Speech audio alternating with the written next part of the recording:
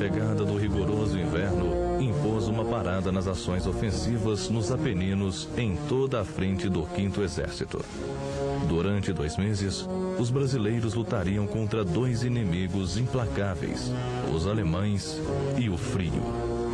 Oriundo de país tropical, habitando em geral em regiões planas e de temperaturas amenas, o soldado brasileiro, apesar disso, adaptou-se rapidamente ao rude inverno dos Apeninos. Sua capacidade inventiva e de adaptação transformaram-no logo em um combatente hábil e temido pelo adversário. Acho que nenhum brasileiro tinha enfrentado no Brasil um frio de 15, 16, 17 graus abaixo de zero. Então nós recebemos galochões. Esses galochões, as outras tropas, ingleses, americanos, usavam da forma normal. Mas o brasileiro logo inventou um troço.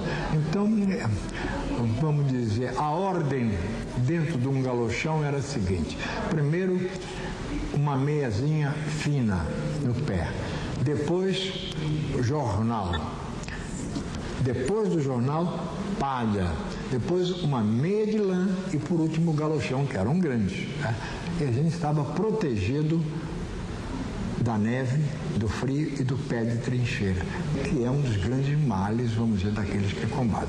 E essa técnica nossa foi assimilada pelas outras tropas que passaram a usar também esse subterfúgio para fugir das consequências do congelamento dos pés. Durante o inverno, foram executadas ações para a manutenção do terreno conquistado e patrulhas visando ao reconhecimento do terreno e a fazer prisioneiros para a obtenção de informes sobre o inimigo. Foram constantes os combates entre pequenas frações e os duelos de artilharia e morteiros. O abastecimento dos postos avançados era feito em condições muito difíceis e arriscadas. A remoção de baixas se dava em condições muito severas. O terreno, coberto de neve, minado e vigiado pelos alemães, era perigoso para a progressão de nossas patrulhas. Com a chegada da primavera, foram retomadas as ações ofensivas. Ficou evidente que Monte Castelo não poderia ser arrebatado aos alemães apenas com o concurso de algumas unidades. Impunha-se o empenho ofensivo de toda a divisão, particularmente quando se verificou que o inimigo mantinha aquela posição a todo custo, pois se preocupara em reforçar e substituir as unidades que a defendiam por tropas descansadas.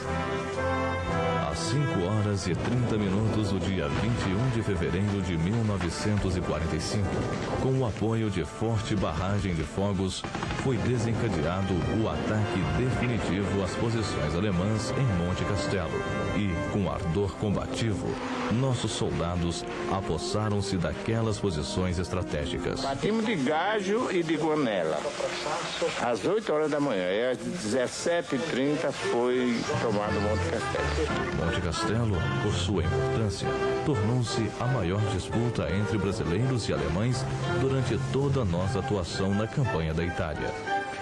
Em Monte Castelo, a FEB viveu o episódio mais emocionante de sua trajetória em território italiano e celebrou o seu primeiro combate vitorioso na Batalha dos Apeninos.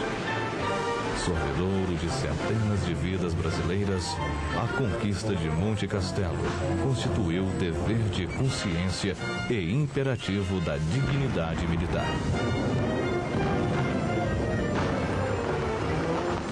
Em fevereiro de 1945, ainda perdurava um enorme saliente no dispositivo nazi-fascista nas montanhas dos Apeninos, exatamente na área de responsabilidade do 4º Corpo de Exército, no setor em que vinha atuando a FEB. A 14 de abril de 1945, prosseguiu a Batalha dos Apeninos com o ataque do 4º Corpo à linha Gengis Khan, última linha defensiva alemã. Era o início da ofensiva da primavera, que conduziria os aliados à vitória final. Era imperativo continuar o ataque ao restante do maciço de Montese. De posse daquelas alturas, o inimigo detinha posição-chave. os batalhões do escalão de ataque desembocaram às 9 horas e 45 minutos do dia 14 de abril, encontrando cerrada resistência. A luta prolongou-se mesmo durante a noite, tendo a localidade de Montese sido conquistada pelas tropas brasileiras. Foram entusiásticas as palavras do general Willis de Klittenberger, comandante do 4º Corpo de Exército, aos integrantes de seu Estado-Maior na manhã do dia 15. Na jornada de ontem, só os brasileiros mereceram as minhas irrestritas congratulações. Com o brilho do seu feito e seu espírito ofensivo, a divisão brasileira está em condições de ensinar às outras como se conquista uma cidade. A situação agravou-se na manhã do dia 15, quando o inimigo iniciou uma densa concentração de artilharia e morteiros, multiplicando o número de baixas. Ao alvorecer de 17 de abril, o 5º Exército lançou tropas de reserva, concretizando a conquista da linha defensiva alemã. Terminara o episódio mais sangrento vivido por nossas tropas em território italiano. Montese foi o combate mais sanguinolento da Força Expedicionária Brasileira. Aqui tivemos as maiores baixas, aqui fizemos o maior número de prisioneiros, aqui houve a maior concentração de artilharia inimiga. Os nossos pelotões de ataque, entre os quais se incluía o meu, terminaram este combate com menos de 50% do seu efetivo. Para ser preciso, em 41 homens, eu só tinha 17 homens. Montese não foi apenas o combate mais sangrento travado pela FEB em toda a Itália. Foi também a conquista de uma região essencial, que veio a provocar o completo desmantelamento das defesas alemãs na linha Gengis Khan, facilitando o desembocar da tropa do 5º Exército na planície do Pó.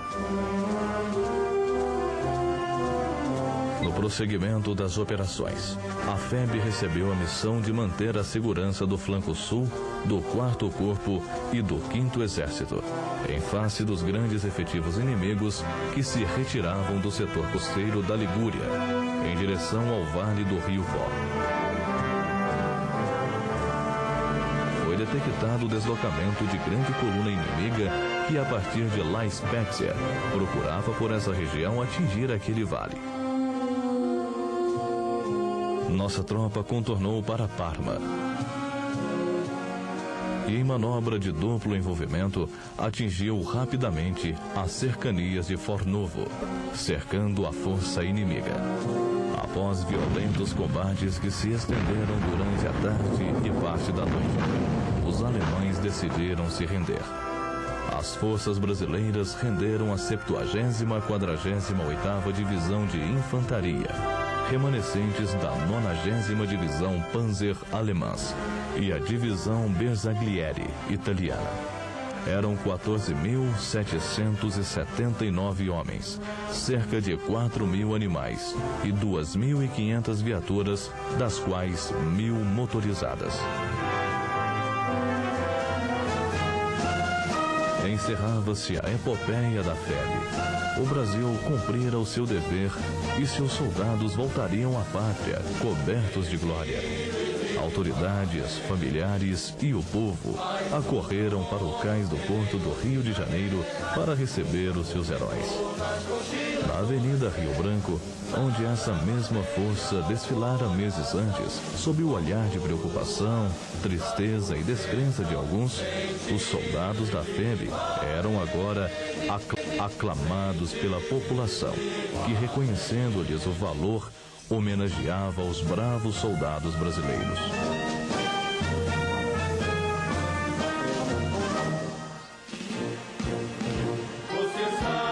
Há 60 anos a cobra fumou, lutando pelos ideais de democracia e convivência pacífica entre as nações e pela defesa da liberdade e da dignidade. Soldados brasileiros lutaram bravamente e venceram. Como sempre, a serviço da paz.